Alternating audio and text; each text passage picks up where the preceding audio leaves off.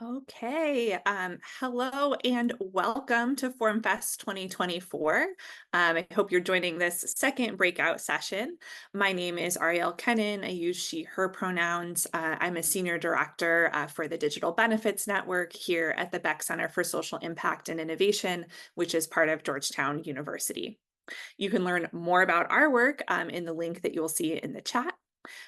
You also see our chat manager, Isaac, in there as well. Feel free to say hello in the chat with your name and where you're joining us from. For the session, we will use the Q&A function for your questions, which you can find on the right side of your screen. Please add questions as you think of them, and at the end of the session, I will answer them and also read them aloud. I will ask them aloud and ask our speakers to answer them. So both they're captured for the recording as well. We are going to dive right into our sessions. Our speakers will introduce themselves briefly. You can also always check out their full bios by clicking on their speaker profiles, and we encourage you to connect with them on LinkedIn. There's probably much more to discuss than just what we'll have time for today. So each presenter group will have about 25 minutes to present, leaving us for about 10 minutes for questions at the end of the session. So again, welcome to FormFest, and I'll turn it over to you, Victoria, Christine, Janelle, and David. All right. Hello, everyone. I'm so excited to be here with you all. My name is Victoria Jones, and I'm the Senior Director of Data for the National Head Start Association. I'm excited to be here with my colleagues to talk about our punnily named project, One Form to Rule Them All. So this project is just in the conceptual stage at this point, but we're excited to share our thinking so far. And for this project, we are exploring the possibility of using a conversational chatbot to streamline and improve the process of applying for public benefits, both on the side of kind of the person applying for the benefits and of the organization supporting them. So when it comes to public benefits, families in need are often eligible for far more programs than they're actually aware of. And most Head Start programs, community actions, similar community organizations use the no wrong door policy, which allows families to come in seeking one resource and also be connected with a lot of the others that they may be eligible for and could benefit from. So this often requires, though, many application forms, often asking similar but slightly different eligibility questions, and the opportunity to use AI here, specifically in the form of a multilingual conversational chatbot, could improve the process, both the actual experience for the person applying, but also in creating a feedback loop to improve the forms and the application processes themselves. So, as moderator, I really just have the honor of bringing together three amazing panelists and passing it over to them. So first, over here. First, we're going to hear from two amazing community action leaders from the state of Utah, Janell Cerva from Utah Community Action in Salt Lake City, and Chris Ipsen from Ogden-Weber Community Action. And then they'll be followed by Dr. David Bray, who is the Distinguished Chair of the Accelerator Stimson Center. So with that, Janell, please take it away. All right. Hi, it's nice to be here with all of you. So just a brief introduction here to community action agencies. So community action agencies are celebrating 60 years nationwide. They came out of the War on Poverty in 1964. And they were created to create opportunity for individuals by effectively addressing poverty. So that changes a lot. So every community action agency, there's thousands nationwide, they do this a little bit differently. And what it's based off of every 3 years, we do a community needs assessment where we partner with a survey company to survey hundreds of individuals, 200% poverty or below, to assess what their greatest needs are and how well those are met, not just by our services, but by all services in the community. So we ask them about healthcare needs, about housing needs, about basic needs, food, childcare, education, all kinds of things.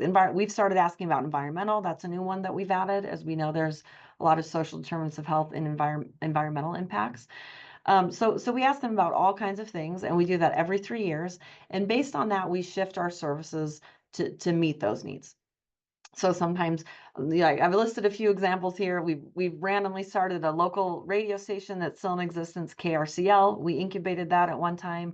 We started a Planned Parenthood in the state that came out of Utah Community Action. Now that's its own organization. At one time, we had health clinics. We've done food pantries up until the pandemic, when our food bank here, the Utah Food Bank, became so efficient at mobile delivery. So at that point, we stepped away from that and said, let's let them do that, and we'll refer to that source. So we continue to evolve to meet the needs of the community. So, and what community action agencies do, what we do, is we leverage the power of the community, the fact that we're here on the ground. We have 550 staff that are, most of those are directly engaging with clients daily.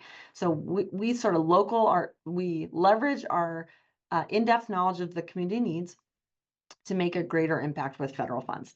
So we also have other sources of funding, but that's why we're community action agencies, because we receive community service block grants from the United States Department of Health and Human Services.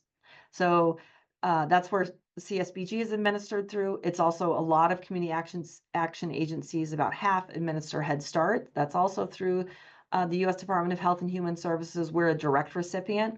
Some Head Start recipients receive that as state or district or other local pass-through.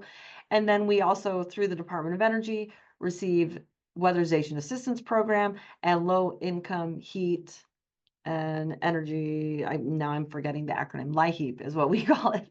That funds both utility assistance and weatherization. So we have, that's our core funding, is that federal funding. And then, of course, we layer in a lot of that gets some comes direct, some comes through the state, some comes through the counties, the cities. It comes from all over. So the point is, we have all of this funding, and each one of those, as Victoria mentioned, comes with different requirements, different ways that we different types of eligibility, different prioritizations for the eligibility, because of course there's not enough funding to meet the need. So we're prioritizing that funding in different ways. It comes with different reporting and compliance requirements, each one of those. So it's like very complex. And at any given time, my agency, Utah Community Action, we have about 100 grants that we're operating under, and we are over about 98% federally funded. So that's unique for a nonprofit. Most nonprofits are primarily private funded. So we are very much quasi-governmental, and we are relied on by our state and local partners in that way as the people that operate the programs that are needed in the communities. So we have those relationships, and what we're trying to do internally, and even just how we think about it, is get our thinking outside of this funding source we can do this with, some funding source we can do this with, and say, how do we meet a client where they're at, get all of the information we need, and then say, you're eligible for this, you're eligible for this, you're not eligible for this, but we actually do have some private funding that we can leverage in ways that we have more flexibility for.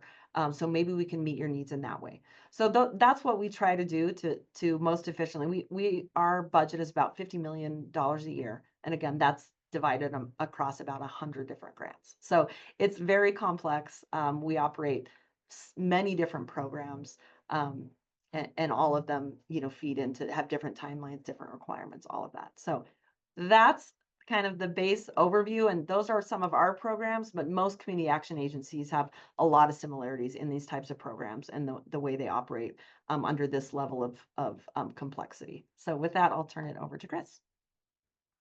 All right. Hello, everyone. My name is Chris Ipsen, and I'm out here in Ogden, Utah, so just 45 minutes north of Janell. But as community action agencies and Head Start programs, we're charged with serving our most vulnerable and marginalized members of our communities. And these populations experience multiple stressors and daily challenges. Just to name a few would be underemployment or shut-off notices for utilities that Janell was speaking about. The increased cost of food, which might result in hungry family members, hungry children, increases in rental costs. And I'm sure that's going across the whole nation, not just in our area, and even eviction notices. So when you compound some of these stressors together, it could be very overwhelming. And then additionally, in order to receive assistance, our potential participants have to complete a whole application process that could be very long and very daunting. And they must also provide proof of almost everything to determine eligibility, for specific programs and support. So I'm talking eligibility of employment, maybe where they live, proof of, just all these different things that they have to bring in. And so when we're looking at the problem, there's a lot of challenges and barriers that can be a result of this. So when we're filling out applications, people can be very overwhelmed, especially when they're in crisis. I don't know about many of you, but the times I've been in crisis, I couldn't form a whole thought, let alone fill out a form that's asking for a lot of information. Then we might take a look at varying language and literacy levels. This could be very intimidating when we're looking at a form, when it's asking for all of these different things. We might not quite understand what it's asking for. And then, like Janell said, we might have a potential participant that walks in the door and doesn't realize all the programs that we have offering under our roof. And every program wants their own application. And so there's all these multiple applications that is asking similar but yet different questions. And also there might be, I think about in Head Start, we have to enroll every eligible child individually. So a family might come in with 3 children and they have to complete 3 separate applications on each child. So there's a lot of different barriers, stressors, challenges that come with filling out these forms. Now I'm going to pass it over to David. All right. Well, thank you both. It was very important to both hear the context in which we are looking to sort of bring a new solution to, as well as the challenges, because I'm a big believer that the business needs, or in this case, the public needs, should drive what technology you reach for. And I want to give you a little bit of background. The work that we do at the Simpson Center, we try to think about how the world is changing and how we can sort of move the needle in ways that are scalable. And we saw about a year, 2 years ago, there were issues where returning U.S. service women and men, when they were applying for veterans benefits, they would go almost all the way through applying for benefits online, get to the point where they needed to do their digital signature and stop and never complete. And so we had to switch to sort of a quantitative conversation, a qualitative conversation, and ask why. It turned out there were questions about, like, what's going to be done with the data? How can I trust it? What's this going to mean? And so what we discovered is there's a need for conversations. And interestingly enough, having a chatbot that says, I have been trained on questions asked by service women and men like yourself. I can answer questions. And if I don't know, I'll say I don't know. That was sufficient to result in a 90% completion ratio, where in the past people were just quitting because a form by itself made people quit. Later, I got approached to help with volunteering for an effort called Birth to 3, which is in the United States trying to make sure every infant from the time they're born to at least the age of 3, ideally longer, get the necessary physical, mental, and emotional care they deserve. And interestingly enough, a lot of these people are either working, the caregivers are working 2 jobs, or they're working out hours. And so to expect them to go to a government location to fill out a form might actually be taking them away from actually the very care that they're supposed to be giving to the infant. And so one of the things we asked was, could we use GPT in a reliable way such that they could have a text-based conversation, ideally eventually a verbal conversation in different languages? And so we actually launched the competition. This was about 9 months ago with Top Coder, called the IntelliForm bot. You actually see what the objective was. You can actually check this if you look at Top Coder and follow up on it. And we did have winners. And actually, the goal was to actually see if they could complete a Veterans Affairs form using a text-based conversation. That was successful, and this code is now reusable. And if there's one thing we want to leave you with, is that the idea of we've built a lot of government agencies around paper forms. We've updated them around web forms, and we kind of need to do away with this. We need to move to conversations, because that example I gave you of veterans, where veterans were reluctant to complete the form, the solution wasn't more forms, and it wasn't even automation. It was to have a conversation. I'm also part of a group, you may have seen some articles that came out about 3 months ago with Nature and Science, where people who we reasonably believe to believe in conspiracy theories, when they engaged in a chatbot for 20 minutes, at the end of 20 minutes, said both they were seen and heard by the chatbot, and they were less likely to believe their conspiracy theories. We may be discovering that, again, we humans are storytellers. It's actually what we've all just done here as part of this presentation, is we've told you stories. And so we need to shift away from forms and into conversations. Now, There's going to be interesting ways to do it. You're probably going to see another example where it's sort of using the bot to help fill out the form. But I'm going to go even further and say, look to the city of El Paso, which they looked at their telephone system, and their telephone system where, you call, you wait on hold to speak to a person, press 1 for this, press 2 for this. They were finding they were losing about 30% of the phone calls where people didn't wait on hold. They just hung up or they gave up. And that's not counting the people that when they eventually navigated the phone system that are then frustrated. Well, imagine now that you actually have a chatbot answers the phone immediately. You don't have to wait on hold, and it can triage. And they found that actually chatbots can triage about 80% of their routine calls.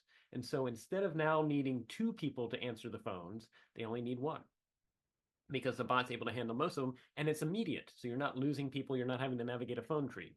Now, this is going to require us to do some things. One, as already mentioned by Chris, we need to stop collecting things like why do we have so many different ways we collect first name, last name, and middle initial, let alone street address? So we're going to have to figure that out, and that's hard. We don't want to have the XKCD problem where there's 14 standards and now there's 15 standards, but let's figure that out. The other thing that we're discovering is a lot of information hasn't actually been written down. One of the things we're actually finding is a limitation for birth to 3 is where we're trying to train the chatbot to help caregivers. We talk to national offices and they're like, well, that's at the local level. We talk to the local office and they're like, yeah, that changes on a monthly basis. And we're like, oh, this is a problem. And if it changes on a monthly basis for the humans, how hard is it for the caregivers? And so this may require some non-technical fixes that can make the system better. But as we know, there's going to be some seismic changes anyway in the United States in 2025. So let's just seize on it. But I raise that because, again, if there's anything we leave you with, is that the future of data collection is interactive conversations. I'll give you another data point. NATO, North Atlantic Treaty Organization, is actually right now using bots internally prior to having any meetings, where they ask, what's your expectations for the meetings? What should be on the agenda? And then after the meeting, they follow up with their own employees and say, was this meeting useful? Was it successful? And so I think, we're going to see over the next 3 to 5 years a shift away from web forms and paper forms, and more to the idea that you're actually having an interactive conversation to collect data. Again, this is an example of Top Coder. What we're asking for is if we could look to Code for America and the Berks Center to help advance this, for trying to do this in the efforts that we heard from Janell and Chris. It's definitely doable, and I think it will result in more positive outcomes for the very people we're out to serve. Thank you.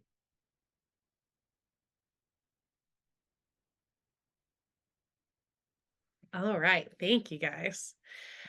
So with that, I will wrap it up very quickly, hopefully before our time all runs out. Our goal with this project, as kind of all shared, is to improve the process of applying for public benefits. And both that user experience and improving upon the process itself as we iterate back. We also want to identify some metrics that would allow us to see this improvement, both in the process, in the ability as a result to get more of these important resources to those in need, and allow us to see the impact that has on families and communities as we get more resources out to them. And then finally, as I mentioned at the top, this is kind of just in the conceptual stage here, as we're taking something David's been working on before and the problem that we have in Head Start and public benefits, and trying to kind of move those together. But we are really interested in making this a reality. So to that end, our hopes for this presentation really is to have piqued your interest a little bit, and would love to connect with anyone with experience in this space or interest in contributing their knowledge. As well as connection to any funders who may be able to support kind of changing this from a concept to a pilot and hopefully a fully disseminated reality one day. Hopefully we're good on time and can pass it on. Yeah, I think we've actually got 6 minutes, so well done. Yeah. Thank you all. We love an early presentation, which means that we get to have more time for questions. Thank you all. Super interesting work, and excited to talk more about it. Let's go ahead and move on to our second presentation, and just a reminder for everyone to please put questions in the Q&A, and we will get to them at the end. So now it's your turn, Paul and Stevie Ray. Please take it away. Great. So yeah, first of all, thanks to David, Janell, Chris, and Victoria for that. It's a great intro to actually what we want to talk about today, which is more of the kind of practical side of this. Like, this is a demo about trying to use AI to like be your form assistant to sort of tease the result. So hi everybody, my name is Paul Craig. I am working as a tech strategist for Bloomworks, a company called Bloomworks in the US. And I'm co-presenting today with my former colleague, Stevie Ray, who's working as a senior product manager for the Canadian Digital Service. So our presentation today is called Apply.ai, easy to use, easy to abuse. So some of the potential and then what might be some of the risks to mitigate. We're doing this in 2 parts. So I'll do the first 15 minutes. Stevie Ray will take the last 10. And so I'll start with the intro, kind of where we might be headed, some takeaways. I have 2 demos. And then for Stevie Ray, covering more of the, like, how do you secure these systems? What kind of spam would you expect? Some of the potential downsides here, although, so I'm the booster, and then he's showing up to say it's all not going to work out. But I'll just get into mine so that we don't spend too much time waffling on this. So as an intro, like we've all seen it, AI is all over the place these days. Like, this is The Verge. I'm a big reader, but like every kind of mainstream site now seems to have a new category called AI, where they just list like, here's a new announcement, here's a new product launch, here's what some academics saying the world's going to end kind of thing. So it's like a major topic of conversation, right? And even Apple, usually creating trends rather than following them. This is their latest kind of big release. It's just showed up on my phone. It's called Apple Intelligence. I have received it. I don't really get a ton of use out of it, but there it is. I think this tagline is very interesting that they've picked, AI for the rest of us. I think it speaks to something that we all kind of feel, which is that AI is super present in the news. It seems like you can't get away from it, but it's way less present in our day-to-day lives, especially if you don't go looking for it. So if you're just going about your day, you don't see that much kind of, this is an AI experience unless you're searching for it, right? So I think this for the rest of us idea really speaks to this disconnect between the potential of AI, the things it could do, all of the ways our society could change, versus its relevance to most people, which right now I would say is pretty minimal. So the AI conundrum is companies really like AI. They're building it, they're putting in those little sparkle buttons everywhere. They're shipping products that like try to get your attention. They're like, try our new AI feature. Consumers are ambivalent. So when I see those AI features, I'm like, no way. Like, I don't care about this Slack summary. Like, I don't care about Adobe's PDF, like reader, who cares? And I think the answer to this is simple. My answer would be user needs, right? So we talk about this a lot in the digital government space. How can this solve problems I care about, right? So I don't really need it to summarize one Slack message for me, but like, you know, this, like, because I could just read it. But like, how can it solve things that I care about, or potentially, right? Because this is actually, I think, the nub of the issue, problems I don't care about, right? So like, we've heard about renewing for some service like Medicare, and that could be automated, right? So that's not necessarily a problem I care about. I just want it to be done. So another way of saying, like, what is the killer app? Like, what is the thing that people will want to use and not just kind of say like, yeah, that's for someone else to use. So where are we now? If ChatGPT, I think, is the most widely known, like most people are familiar with, I would say, if not having used it. But the sort of generic service looks a lot like ChatGPT, which is you go somewhere specific. So you visit in the browser, chatgpt.com, or you have an app on your phone. You ask for things, you get information back, you decide what to do next. So in a generic use case, you would say, I have a problem. I found an AI that can potentially help me. It gives me some information. Now I can go solve that problem. The problem we see with this is really what's in the red box, right? That if you take that away, we just say the generic use case, we have a problem, you're still on the hook for it. Like, AI doesn't really change much about this essential formula, which is like, I have a problem, I have to fix it. So how could this be better?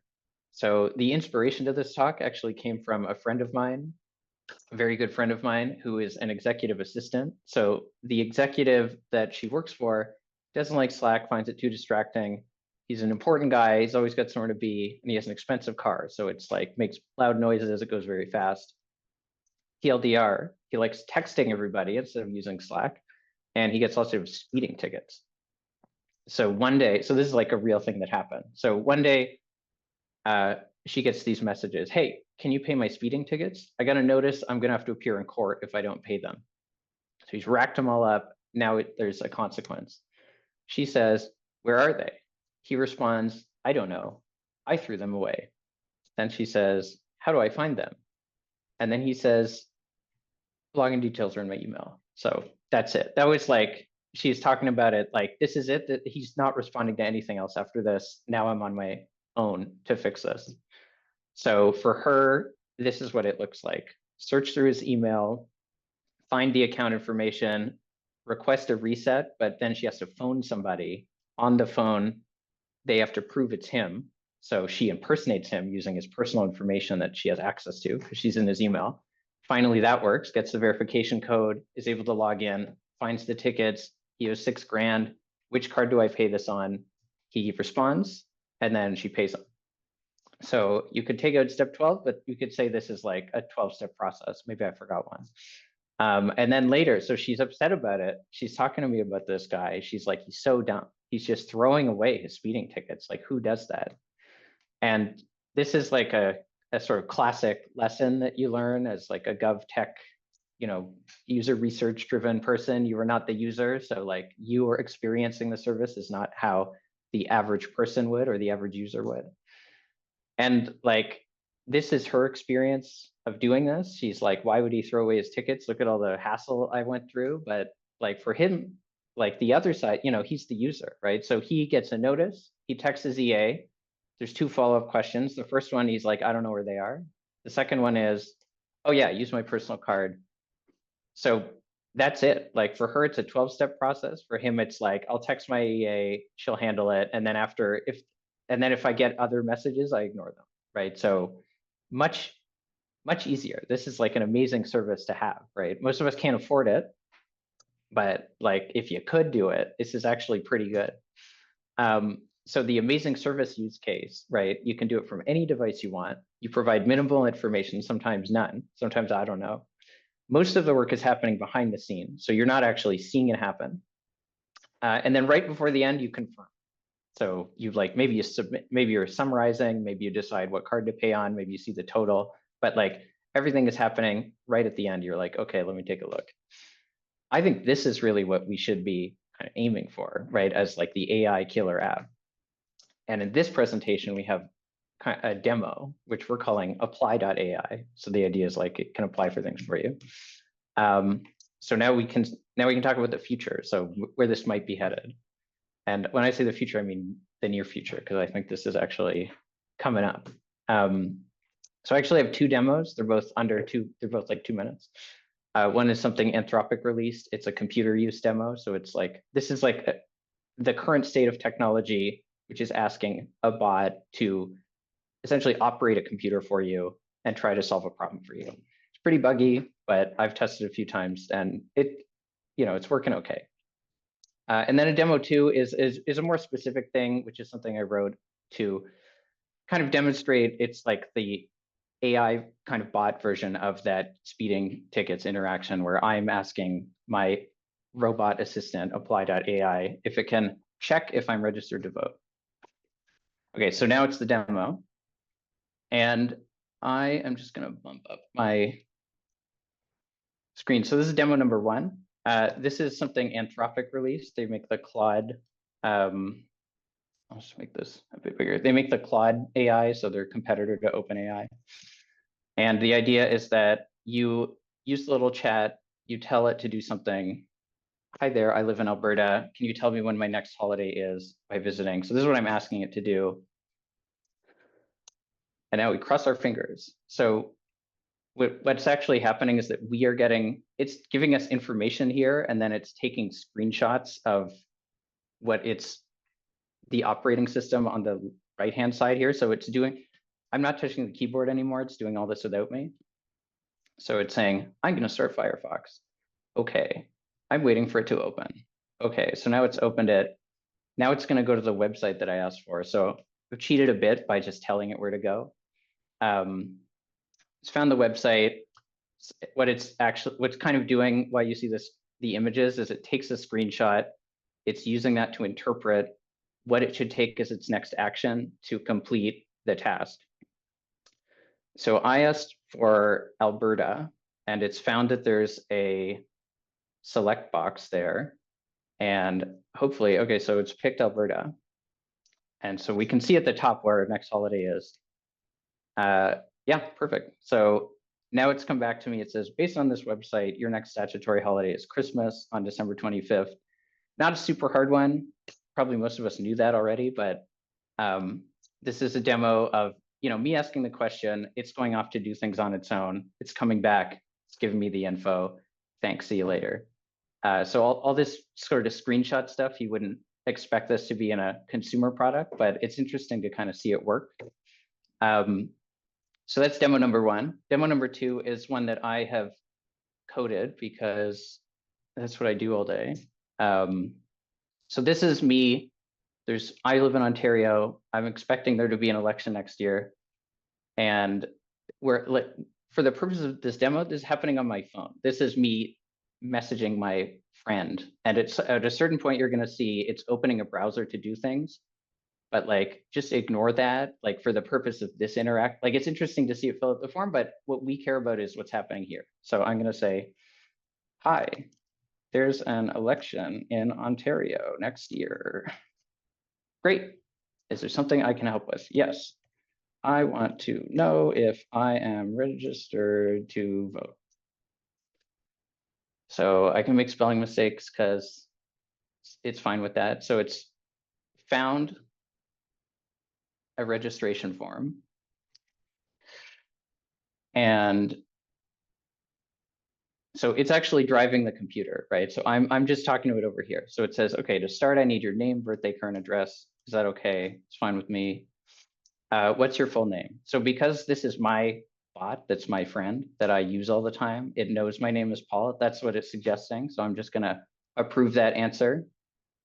Now my date of birth, same thing, it already knows. So I'm just gonna also approve. It doesn't know my postal code. I'm just gonna type that in. Now it wants to know if this is the street I live on. So just to confirm, that is the street. So now it needs my number and my apartment number. So apartment 15. So this is where the demo falls apart because they care about security. They've put in a CAPTCHA. So I actually have to manually click through this. CAPTCHAs are a subject that gets covered in the second half of this presentation because this is one of the ways of kind of protecting your forms against spam. Oh my God, I think I got them. Okay, you know what? We're gonna try for 30 more seconds. Oh, it works. So we made it through the CAPTCHA, ignore that happened. Looks like you're all set. Your voter information is here. You're at this municipality, this district, and there's a link, which if I click it, then it should find my ward. So yeah, this is where I live. And so that's great. So that's awesome. So that's my little bot, help me vote. And now we're going back to our presentation. Sorry about it. Okay, perfect. So you've all witnessed a minor miracle, which is a presentation that actually worked. A demo that actually worked. Okay, so it's found the stuff. That's awesome. This is like my EA kind of AI. So yeah, demo one, general purpose assistant, uses its judgment to control a computer. Demo two is like kind of entering data for me, filling out a form for me. So to recap, demo one is like, this is what's cutting edge. It doesn't actually know where it's going to go or what it's going to see. And then when it gets there, it improvises based on screenshots, can load sites, scroll web pages, fill in forms, and it's using the screenshot to navigate, kind of like a human would, right? Visual information, not like text-based information. Demo two does know about the form. It's cleaning the data with AI. It's stuck at the CAPTCHA. That's okay for the purpose of this demo. But I think maybe the kind of ideal experience would be, this is a contact on your phone. You ask it to do something, it goes off independently to do it. It can build a little profile about you, so it's becoming better over time. And it pauses mid-task. So if it doesn't know something, it can ask you. So you can react to that. You can say, never mind. You can say, actually, it's this.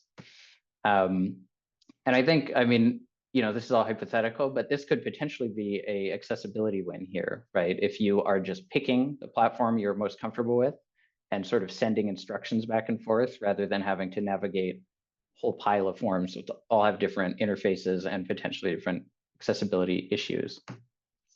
So to wrap up my portion of this, I think there's a huge potential for computer use AI agent that can sort of navigate like a human, but like for essentially free for lots of people.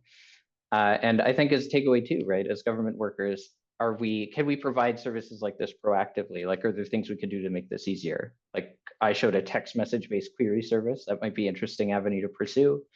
And I was also formatting inputs, dates, streets, people constantly are putting in slightly wrong addresses and getting the validation errors. You can use AI to like clean up that stuff. It's pretty good at it. Yeah, and then just a kind of final point here, the first principle of the government design principles of GDS is start with user needs. So users, like, is this something users would want? You do it from any device, you provide very little information, most of the work happens without you. I think the answer to this is like, yes, this would be an amazing service, particularly in government. We could imagine use cases like register to vote, apply for things, renew my passport, what benefits apply to me, and then you get some, and then you're like, yeah, apply then, let's see, So I think there's a lot of potential. Government has a lot of forms and people have a lot of trouble with them. And like something like this could really help people, in many different countries and many different jurisdictions. So that's it for me. That was like the exciting, fun part of this. And some of you might be skeptical, and that's totally fine because that's what the next half of this presentation is about. Take it away, Stevie Ray. Awesome. Thanks, Paul.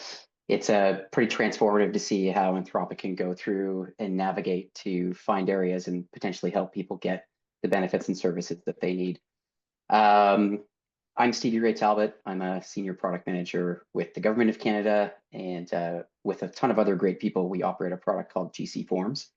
And this is indeed the wet blanket part of the talk. And so I'm going to go through how AI will supercharge problems for a product that wants to remain usable, accessible, and secure. The first problem I'll talk about is some threats to apply AI itself, because with great access comes great responsibility. The second problem we'll dig into is a stickier version of spam that will be quite difficult to get rid of. And the third one is this bot or not guessing game between services and attackers that will continue to get more difficult. So if Apply AI knows a lot about you, saves your data, and then it can also find out more information about you, maybe from your email or potentially a credit card, like in the example Paul provided, then we'd better hope that it's acting on your behalf and no one else's. A great starting point for understanding the threats is the Open Worldwide Application Security Project, OWASP, quite a mouthful, or even Google's Secure AI framework. These are great resources that identify the different types of attacks for LLMs. One of which they flag, which is the top attack to guard against, is injection-based attacks. It needs to be basically you giving the prompt and not someone else. So let's look at just one of the ways that an injection attack can occur that would turn a lesser AI product against you. So in this one, we'll talk about an indirect injection attack. And basically the attack vector here, or the way that the threat actor is trying to get you, is just through your email. And they can send an email operating as an attack vector. And then within that email, there can be content that is hidden from you. Maybe you can't see it. It may also be embedded in a file. It could be part of the underlying code of a file. And then in that prompt, it directs Apply AI to send your data to the attacker or take actions that the AI is already approved to do, like moving horizontally across the information you've given to access your bank account. So this would be just kind of one of the attacks that Apply AI needs to guard against. But I love a good prototype as much as the next person. And I do think this is the future. And even the first team showed, or the first presentation showed the benefits that can come from this. So let's assume that we can make Apply AI secure and turn our attention to how attackers will use this tool. Paul showed that it's easy for AI to identify a form field and then understand what it's asking and engage in a secondary process. And unfortunately, with data breaches becoming more and more prevalent, this can be a real issue. As of August this year, another 272 million names, emails, and social security numbers made it to the dark web, thanks to a data breach from the National Public Data Broker. So lots of people, not great people, can access this information, and I think you see where I'm going with this. Let's imagine now that Paul operates attack.ai. He first gets the form to parse some fields. He sees that there's a name, a date of birth, a social security number. Let's say it's in Pennsylvania or Utah, where a lot of our presenters are from. And then for the fields that he doesn't recognize in a data breach, and that image up there is actually some of the data from that data breach, he gets an LLM to create new content to create slightly different submissions or slightly different spam submissions. The submissions use real information that will pass more advanced validation checks, and it creates very believable spam. So if your team is operating a service that gets 100 real submissions a week and 300 fake ones, you'll likely have to review all 400 to determine which ones are real and which ones aren't. This is what I'll call sticky spam. It combines real information with the generative power of an LLM. So instead of grinding your services to a halt with volume, maybe thousands of submissions, Attack AI can accomplish the same goal with far less. So what about that CAPTCHA that we ran into? It stopped us a little earlier. So let's dig into reCAPTCHA v2 and friendly CAPTCHA, two services, to talk about how they work and how attackers can get around them. Just before I hop into this, I want to give a quick shout out to Pete Thiessen, one of the developers on the GC Forums product, who did a lot of research on CAPTCHA solutions that informed this section.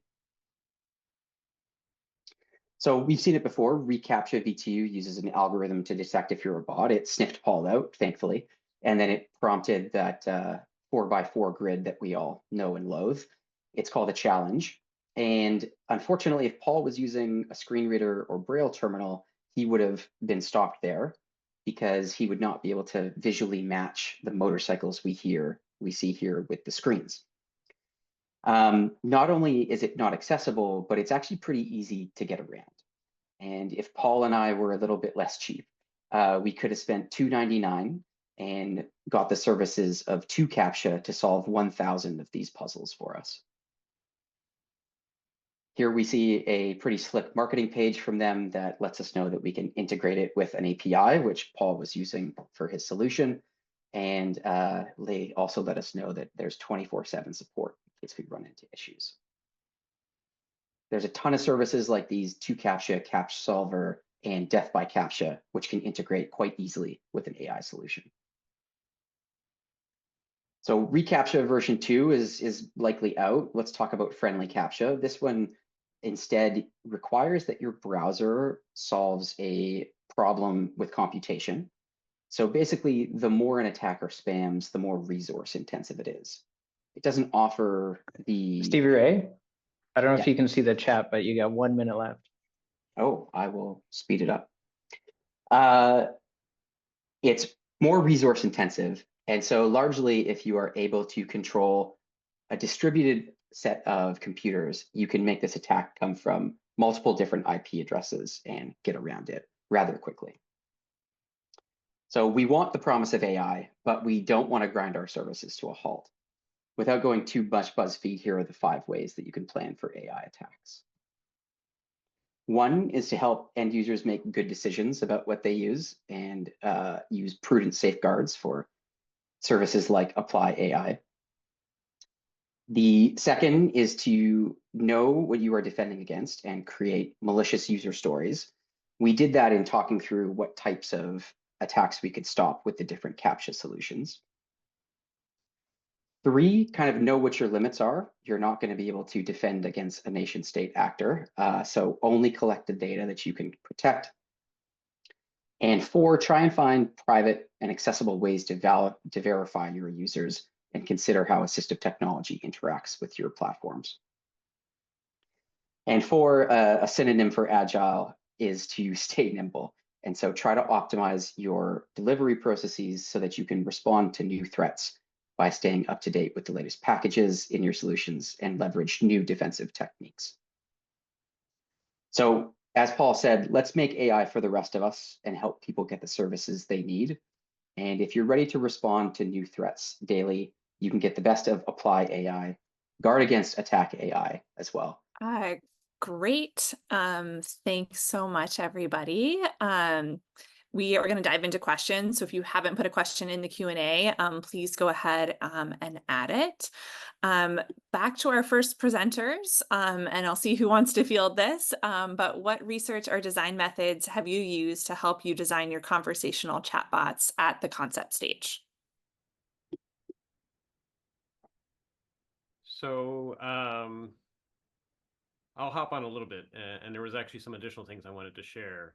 So when we've been working with birth to 3, what we've been doing is actually meeting with the caregivers themselves and saying, what are your top 5 to 10 things you are seeking for when you're trying to seek for providing care for your caregivers, or the infants that you're caring for. And so it's really using personas and actually involving them to inform it. One of the things that we've had to think about very intentionally is we cannot use commercial AI solutions because of the risk of this data is just too sensitive. And even if the company says they're not learning from the data, there's the metadata and so many other things. And so we have found that we're going to be needing to do a thing called data cooperatives. The British call them data trust, which basically means you use contract law to say this group of individuals, in this case, caregivers for infants, have brought their data to only be used explicitly for this purpose, and at no point in time will it ever be monetized, sold, etc.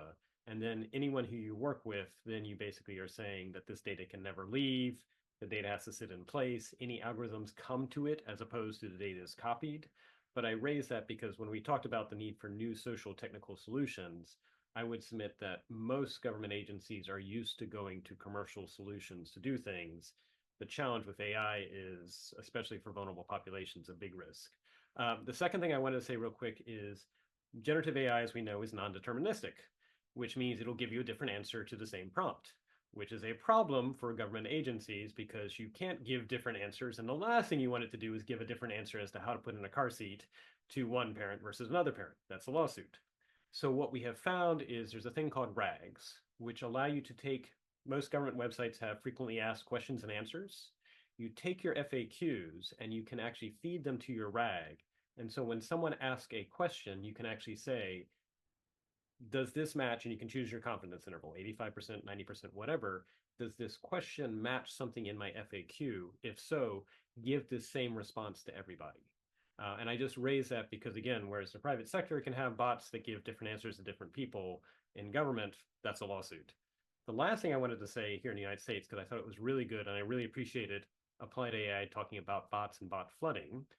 In a past life, I was a senior executive at a US government agency that had moved to the cloud. We had a high-profile proceeding here in the United States, where there's a thing called the Administrative Procedure Act of 1946. We had asked if we could use CAPTCHA, and our lawyers said no, if someone can't see and can't hear, they may not be able to file. We asked if we could use more invisible CAPTCHA means, and they said that looks like government surveillance, can't use invisible CAPTCHA means. I said, could I block obvious spam defined as 100 comments a minute? And they said no. This was 2017. We were seeing 7,000 to 8,000 comments a minute at 4 a.m., 5 a.m. US Eastern time. Just to give you a sense, less than 1% of government agencies here in the United States get more than 10,000 comments in 120 days total. So we were seeing that per minute. And we ended up getting 23 million comments over a 120-day period. Vint Cerf was a friend.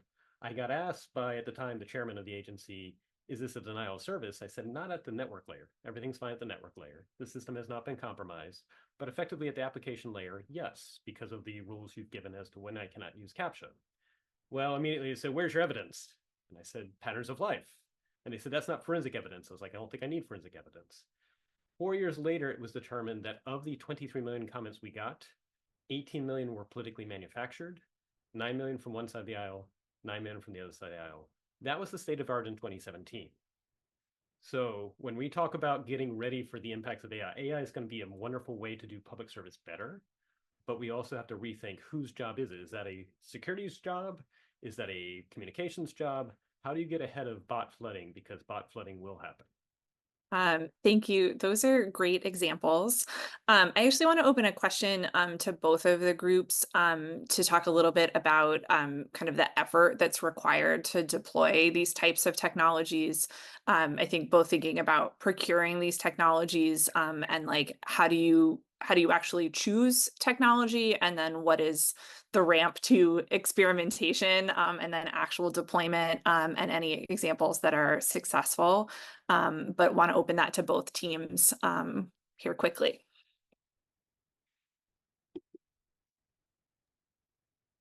I can hop in there. I think Dr. Bray touched on it quite a bit there, but the three things is secure, accessible, and private. Those you need to build in the requirements and into any procurement, and solid evaluation criteria to check that the data is not being used, to check that the system cannot be used against itself or the people that are using it, and to ensure that it works across a variety of assistive technologies. And unfortunately, those are very difficult requirements to meet. And so going out for procurement could be quite tough and a longer process. I would encourage teams like Paul has done to experiment a little bit themselves to get a better sense of the realities that they will face. And that can actually help drive any of the procurement initiatives. Or maybe you'll find that within your team, you're able to solve these problems with some of the open source solutions that are out there. Go ahead, Paul. Yeah, just as a quick point, like I think, I would love to build this for government. When I was at the Canadian federal government, we have a lot of forms, people need them filled in.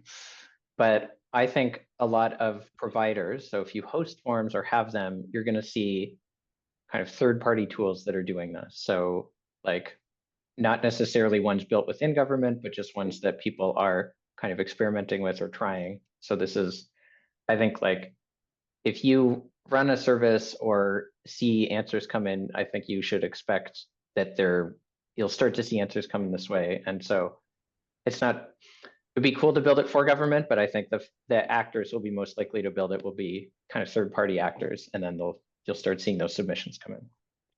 And to Paul's point, that does raise an interesting question, because while some third-party providers will respect the data they're collecting, I don't know if we can say all third-party providers will do this. And so, at least here in the United States, I'm expecting in 2025 we're going to see a lot more state funding and a lot less federal funding, just a guess. And so it may very well be that with state funding, you may end up with individual states having solutions, and maybe they'll even have a single app that is the portal for all human services or health services or whatever. And they begin to add to it as things come on in a more agile framework. But I do think it's going to raise an interesting questions, because also, as you see third-party providers, what about impersonation? What about the email attack where, as Steve mentioned, you get an email saying, hi, we're with the, I don't know, heaven forbid, state of whatever health department, and here's a chance for your eligibility check. And the next thing you know, bad things happen.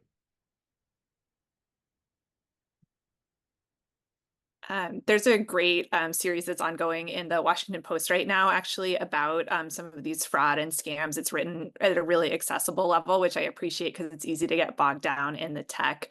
And some of it is quite shocking, including a woman who was like scammed by somebody impersonating the FBI, that saying they were contacting the Social Security Administration. Like, it's really startling to read, but I think important as we increase our other forms of digital literacy. I think this is probably going to be one of our last questions, unless we can sneak one more in. But I think both of our presentations talked about centering the people who are actually using these tools. And so I'd love to start with our team that's been working directly with families.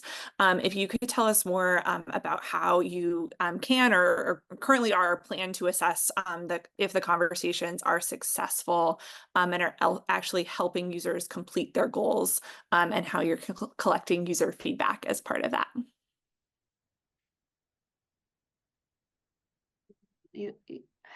I was like, I like this question, but Chris, feel free to jump in.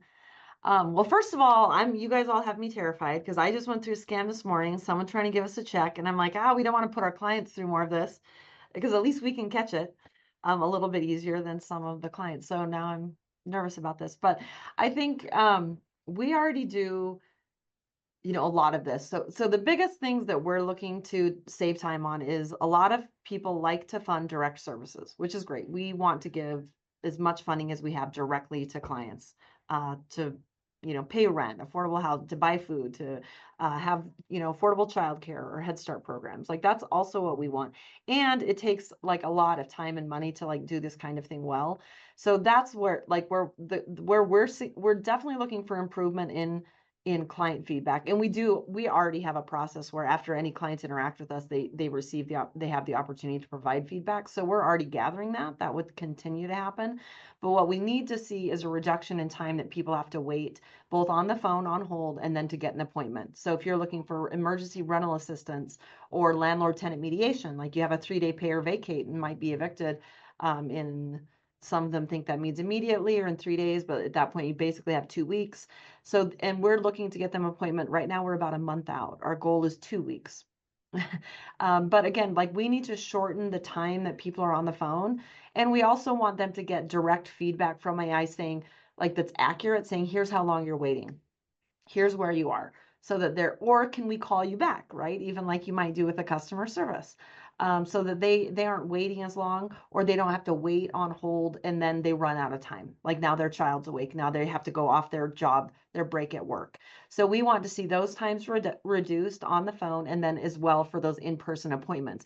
And if they show up at that first appointment and already like the bot has already walked them through, here's the different verifications we're going to need for income, for employment, for resident status. Some of our funding requires citizenship, for all of those, even just birth date, social security. Like here's all the information we're going to need so that they're not taking time to come to our office, and then we say you've got to go back and do this, and they're riding the bus and we're never going to see them again. So that's what we need to see, is we're able to serve more people quicker, and that they're more informed through that process of here's what the time is going to be. So I think, and then again, we hope to see better responses then on their feedback, because ultimately, if we can't help people, they're not satisfied with the service that they get from us. And we know, especially on housing, we get about 1,200 calls a month. We have funding to help about 100. So we already know people aren't going to be satisfied with that. But if we can streamline this process, we can also assess maybe you're not eligible for housing assistance, maybe you are for utility assistance, maybe you are for case management or workforce development, but we can ideally assess that all at one time. So then we could get better outcomes in terms of we maybe can't meet the need they're hoping, but we can help them in other ways. I think one piece of what we're thinking about and have spoken with others of is our goal is not to take the personal connection out of the experience of applying for benefits. Janelle and Chris, you can better share kind of how many enrollment specialists you guys employ. But there's a big difference between sitting and going back and forth of like, do you have this paper? Do you have this paper? Can you give me this answer? And if you can get that through with the bot, then the time that an enrollment specialist is sitting and speaking with you can be a more personal, engaged conversation, instead of being kind of rote, but with a real person. And that I think would show up in the feedback and in the experiences of families. Well, and just Victoria, your example earlier of like several families that we do have where they're enrolling 3 kids and have to do the exact same form 3 times, or year after year after year, or when they switch from early Head Start to Head Start, those kinds of things. I mean, that's such an easy technology solution.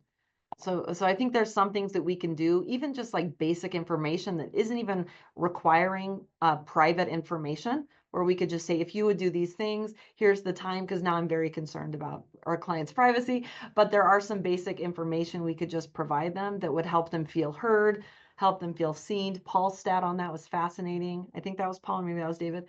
But that they feel seen even just in communicating with a bot, like they have someone responding. Those kinds of things would just be like very valuable, regardless of if we're getting confidential information at that point. And if folks need a proof point, I want to give a shout out again to the city of El Paso. They've actually sort of pioneered these ways. And so it's their housing services they've done it for. Well, unfortunately, that is all the questions we have time for. There were a lot more questions, and some of them are very specific about these projects. And so I think that's always an exciting thing when we start seeing real demos and implementations as people get really specific in their questions. So I encourage those who had questions that we didn't have time for today, please get in touch with these speakers, tap them for their knowledge and expertise. I am confident they are very willing to share more information with you. Thank you to our audience and all of your great questions. Let's give our speakers a virtual round of applause. Thank you all so much for sharing your work with us and spending time with us today. We now have instant networking until 3:45 p.m. Eastern, and then the closing keynotes on the main stage. And so with that, we are going to end the stream, but thank you once again to our speakers and to all of you for joining us, and we'll see you in just a little bit. Take care.